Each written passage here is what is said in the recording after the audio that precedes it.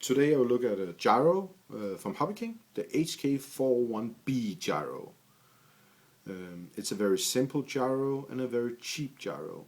It's about $12 on HobbyKing.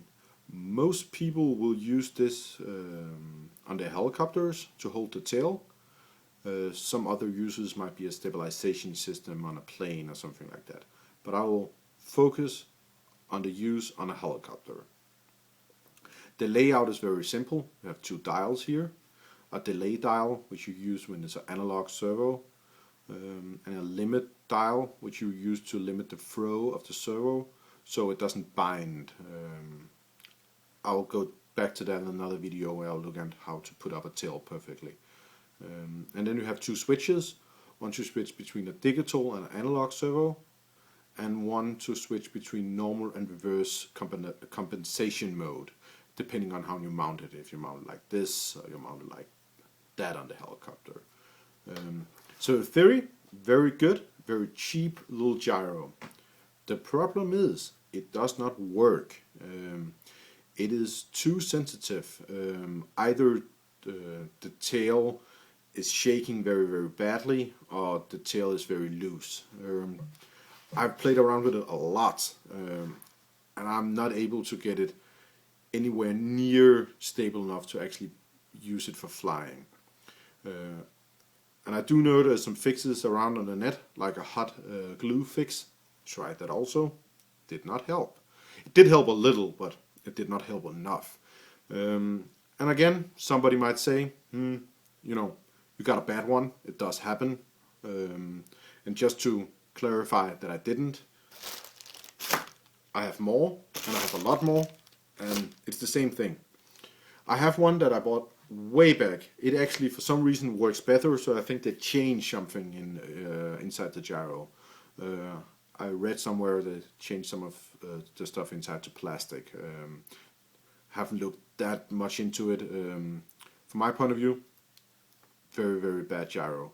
The thing is that, you know, I could live with it if it was just a cheap gyro that wasn't any good for hardcore 3D, could only use it for forward flight and a little hovering. That would be fine, you know. Most people, that's where they get into the hobby and they will stay there for a while. So if that could solve their need there, that would be fine.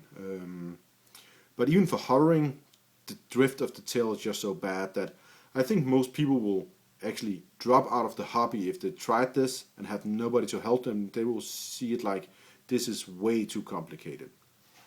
So I would not recommend this if you're just getting into the hobby and want to use it on a helicopter. I have seen people use it on a plane as a stabilization system.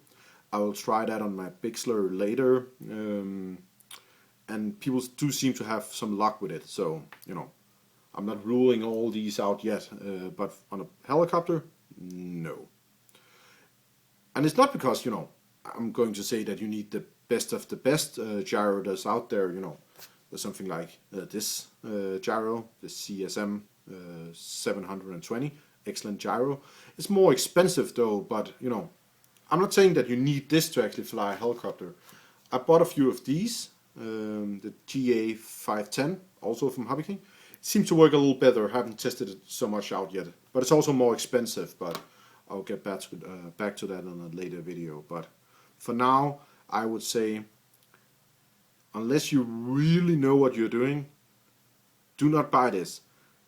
And if you're a beginner, definitely do not buy this to put on a helicopter. You will have a bad experience. Spend a few dollars more, get a little better gyro, and you will have a lot more fun experience learning to fly. So that's basically it. Hope you enjoyed the little video. Have a nice day.